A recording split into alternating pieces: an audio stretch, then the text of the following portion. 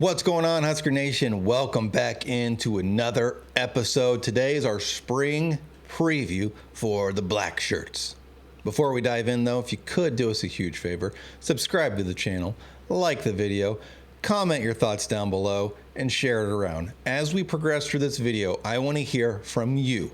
Who are you keeping your eye out for this spring? Today, we're starting on the defensive line. Nebraska has 2 players out, and they have 2 players that are going to be limited in action.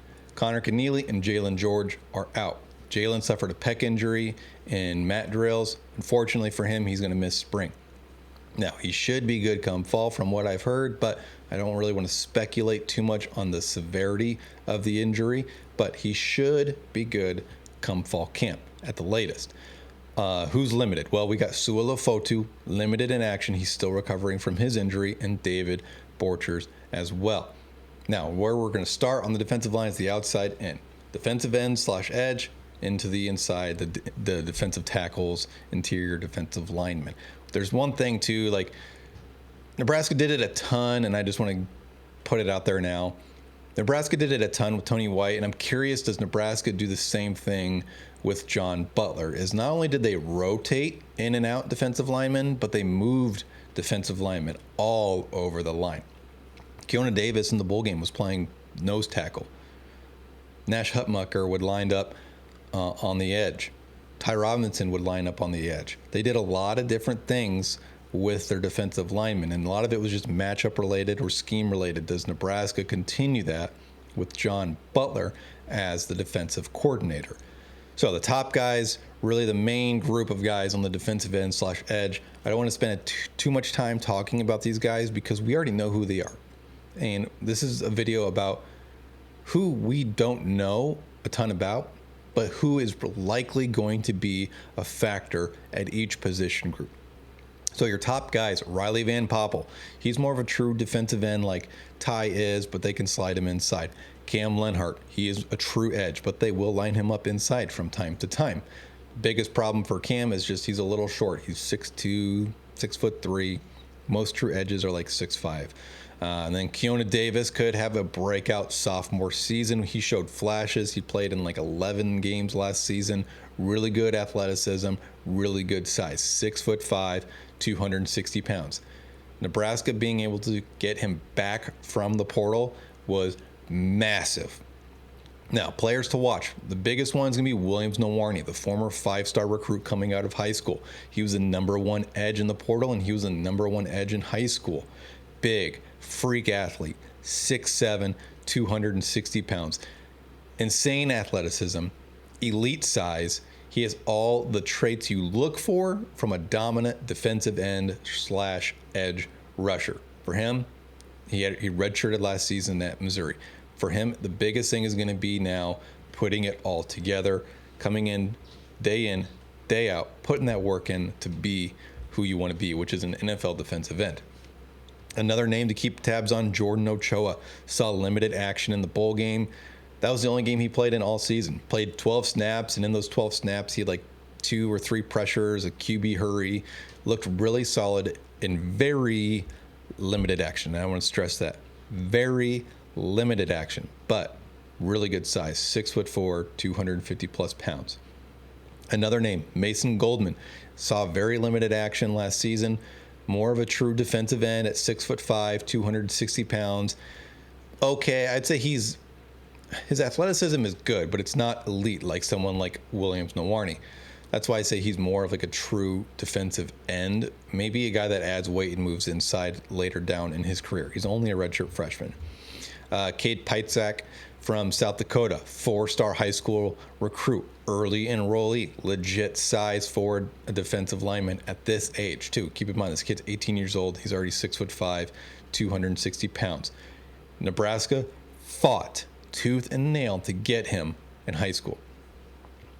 Keep in mind, he had offers from everybody.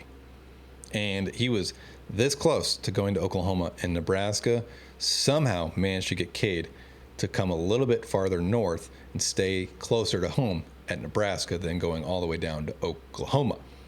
One name that's kind of like a wild card, Justin and I talked about this a little bit in our live stream on Tuesday, would be David Hoofkin.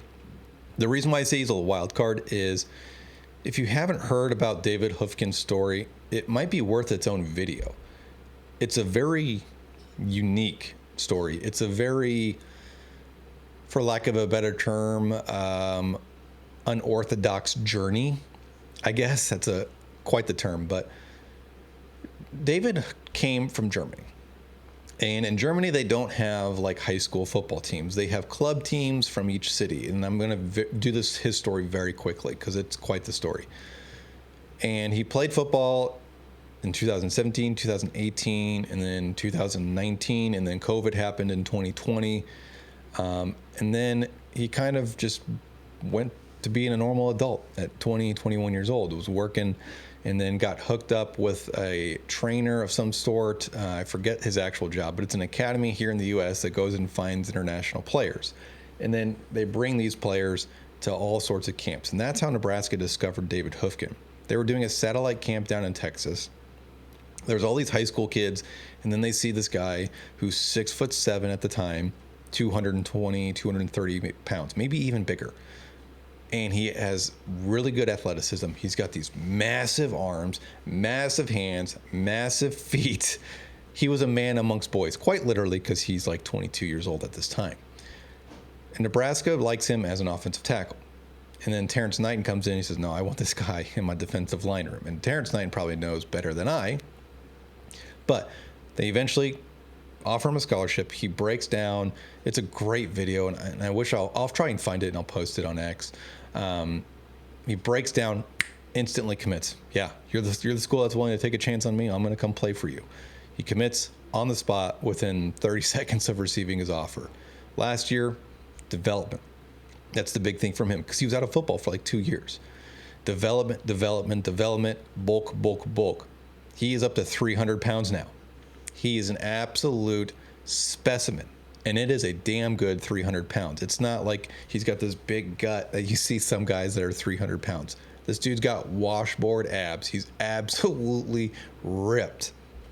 The big thing for David is going to be just keep adjusting to this college lifestyle. He can be potentially a really good defensive lineman for Nebraska. All right, on to the defensive tackle. This is the position that has the least amount of depth.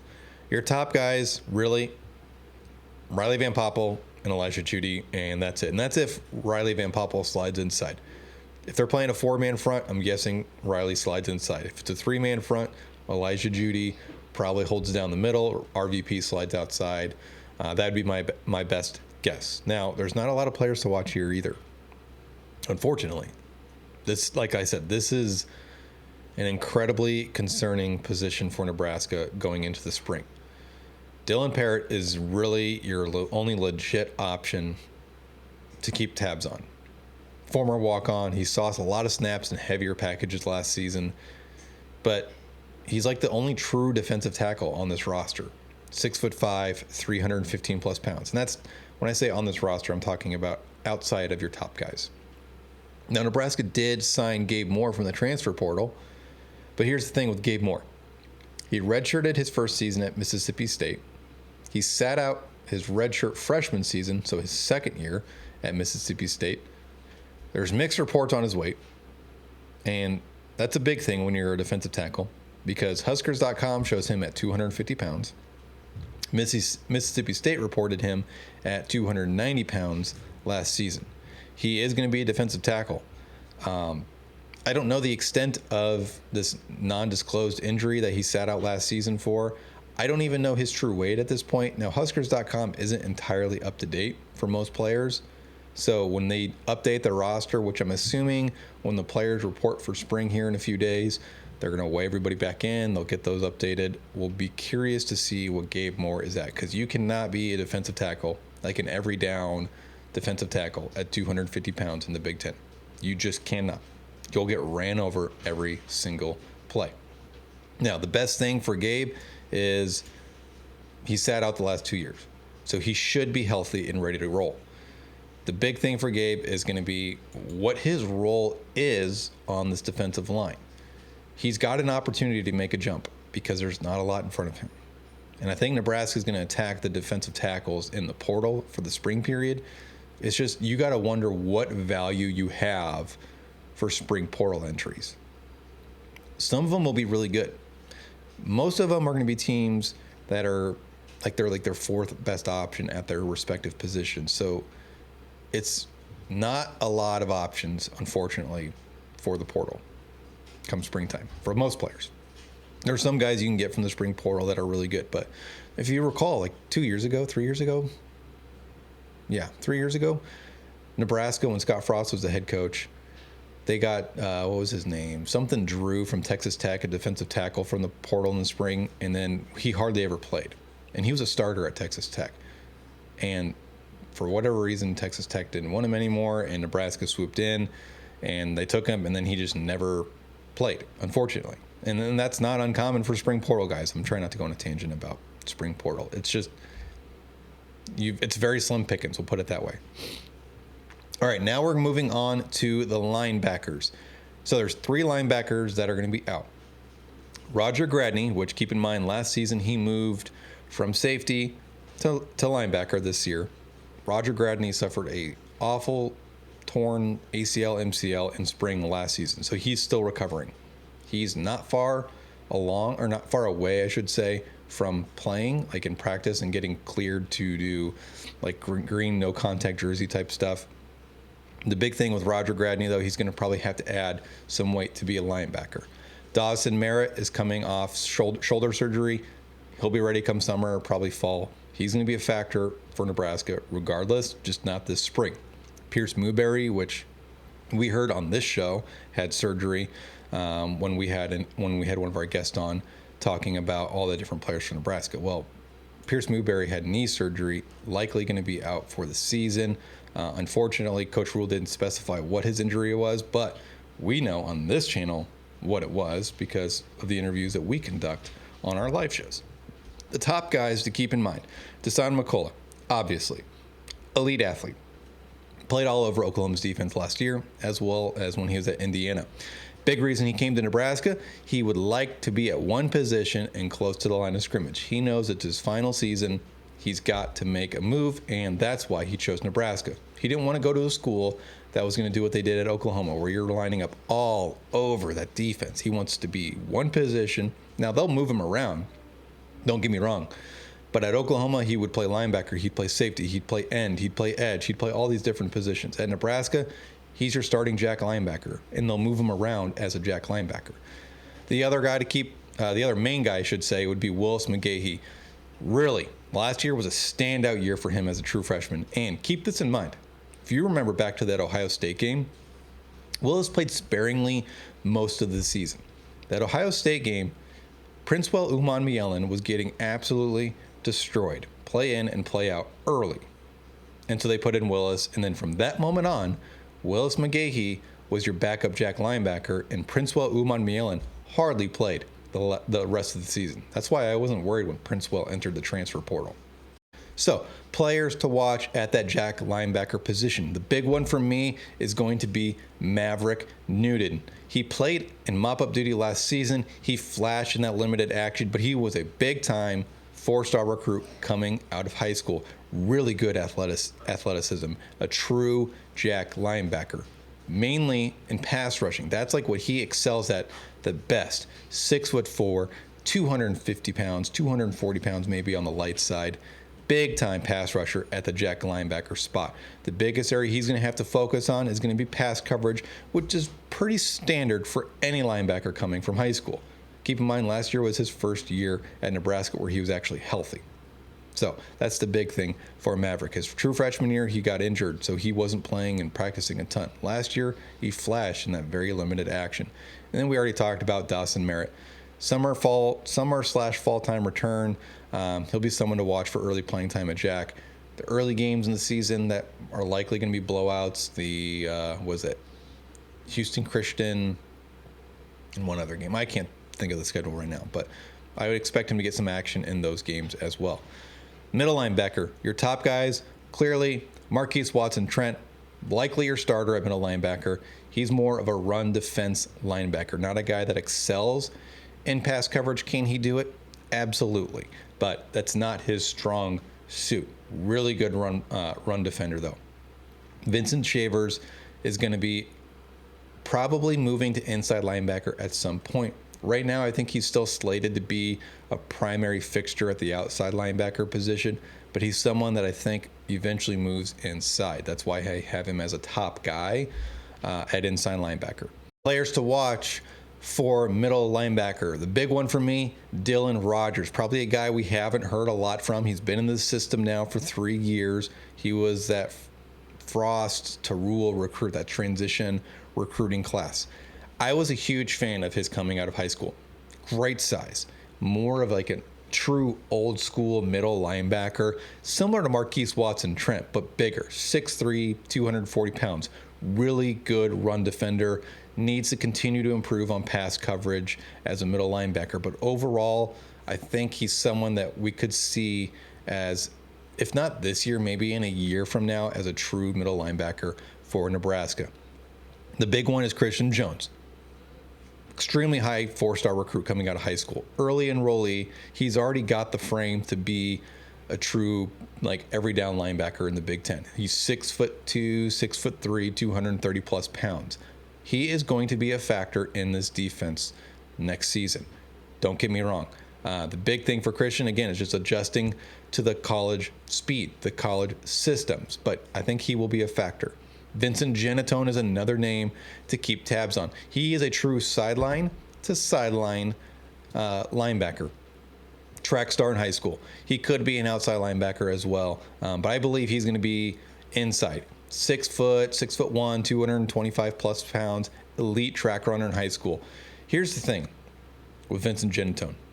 To show how big time of an athlete he is. When he was in high school, he was competing in the finals in the 100 or 200, maybe both, against the likes of Malachi Coleman and Jalen Lloyd, for an example. Those are two guys that are elite track stars, and he was competing with them for the finals.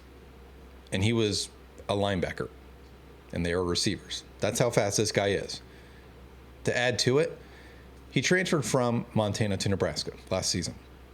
Now, last season before he transferred, he was set to be the starting middle linebacker at Montana and their starting kick returner. So when I say he's a sideline to sideline guy, he legitimately is. The dude is like a sub 10 to 100 meter runner at 6'1", 230 plus pounds. He is a freak athlete. I can't believe Nebraska didn't recruit him out of high school. He's a true Matt Rule recruit. Like, under the radar, played at a small school, didn't get a lot of visibility. Vincent Genatone's going to be a dude. Gage Stanger is another name to keep tabs on. Moved from safety to linebacker last season. Really good size, multi-sport, multi-positional athlete in high school. Plus size, really good athleticism. 6'2", probably 220, 225 by now. On to the outside linebackers. Your top guys, Vincent Shavers and Javen Wright. Not going to spend a lot of time on them. We already know enough about Vincent and Javen. They're going to be studs. Players to watch, two guys we just talked about. Vincent Genatone and Gage Stanger. That's really the big guys, the main guys I'm focusing on the outside linebacker spot. Defensive back room is going to be a cluster. Now, the defensive backs struggled last season.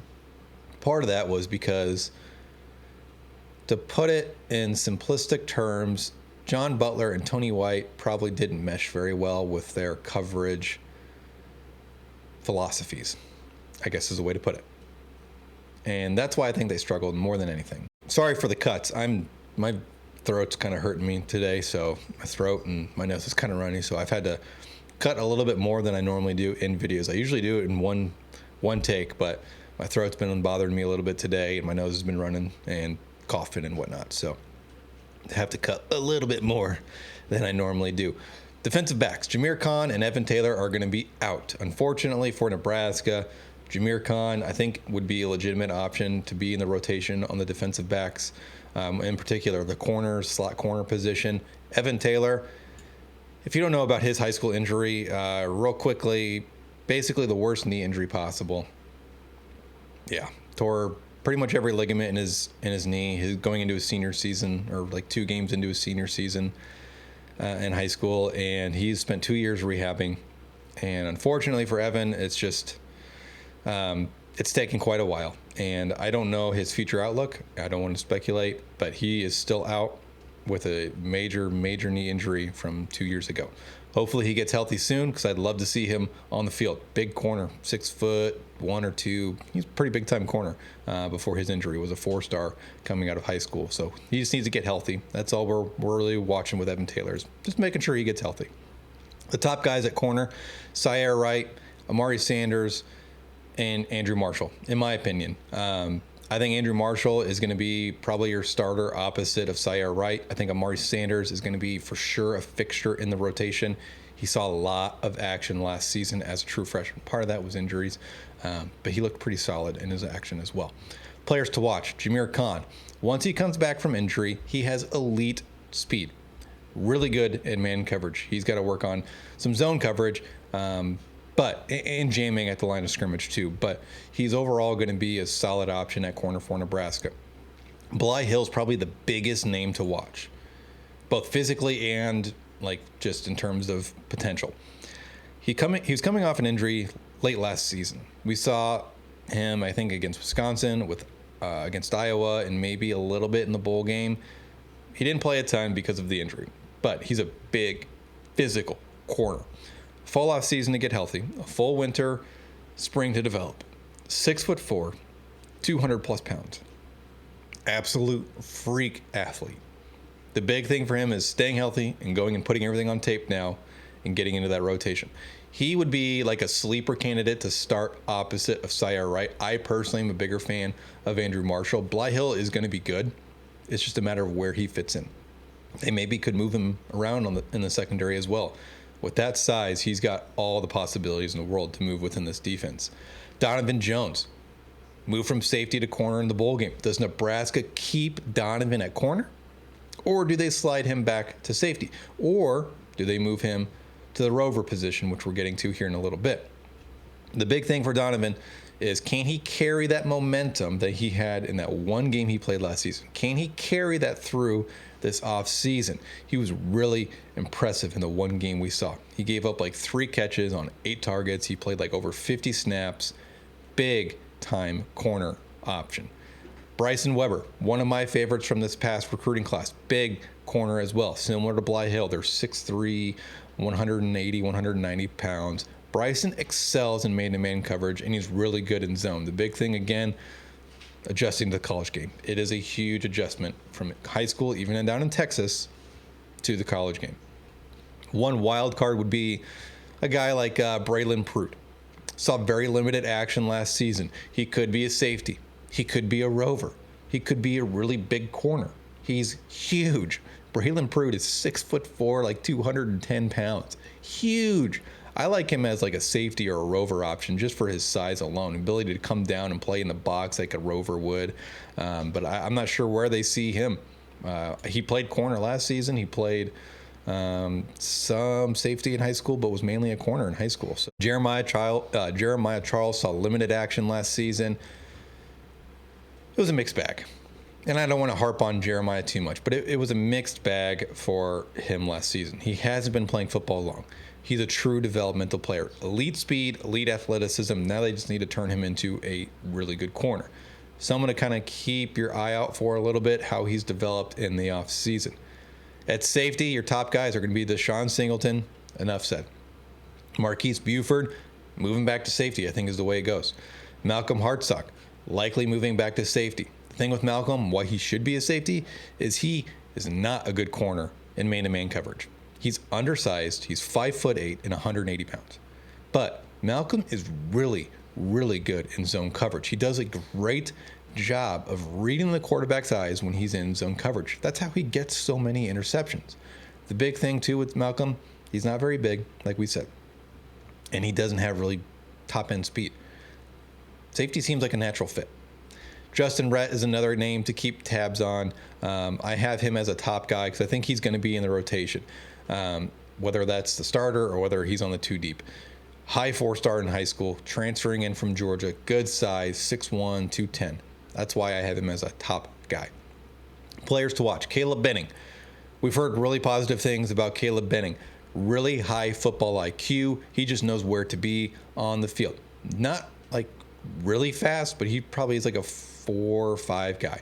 But Where he makes up his lack of top end speed is his incredibly high football IQ, which is just as important as being a guy that is incredibly fast. Because if you know where to be, as opposed to just running really fast, you're going to be in the position you need to be instead of being out of position and using that speed to make up for your air, if that makes sense. Hopefully it does. Mario Buford, the brother of Marquise Buford. I love Mario Buford. Thumper. He will go in and lay the wood and not apologize about it. Very aggressive. High 4-star in high school. He played in 4 games last season, so he redshirted, but he played a lot in those 4 games. And the big one was Ohio State. When he came in and played against Ohio State, he looked really solid as a safety. Donovan Jones is another name to watch if he moves back. Ramir Stewart, another name to keep tabs on. Saw limited action last season. He had the interception versus UTEP, I believe. He could be an option at Rover. Speaking of, not many top options here at the Rover position. With Gift graduating, there's one name like Deshaun Singleton I could see sliding over to that Rover spot. He's got plus size at 6'3", 210 pounds, can play down in the box. And not only that, his experience in this defense would allow him to slide over to Rover relatively easily, as opposed to throwing someone in that's brand new to the defense, if that makes sense. But if there's players to keep tabs on, if I had to sit here, which I am, I'm sitting here telling you who are we keeping tabs on? Based on how I foresee the position being, which is more of like down in the box, slot corner, run defense support type guy, Donovan Jones, Ramir Stewart, Braylon Prude. A wild card would be Bryce Turner, still developing, similar to Jeremiah Charles. Just didn't play a lot in high school, was more of a track guy in high school. But the big thing is Bryce Turner has bulked up in the offseason. He's really fast, and he's 6'1", and he's up to 215 pounds. He could slide over to linebacker if he adds an extra 10 or 15 pounds, or we could slide him from corner to Rover, which is, I think, what they're going to end up doing. He's one of those like OG type rule guys that you just look for like traits, like athletic traits, 40 times, 10-yard shuttle times, cone drills, long jumps, stuff like that. Just find the athleticism, and then we'll make them into a great football player. That's what Bryce Turner, Jeremiah Charles are. Just a few examples. Even Braylon Prude, for example, had no offers coming out of high school, and then Nebraska found him at a satellite camp, and next thing you know, he kind of blew up in a sense, but Nebraska was in so early, he committed so early, he didn't entertain anybody else. But that's all I've got for today. Let me know your thoughts down in the comments. Who did we leave off? Who are you keeping tabs on? Like the video, share it around, subscribe to the channel, become a member, and thank you for joining today's episode.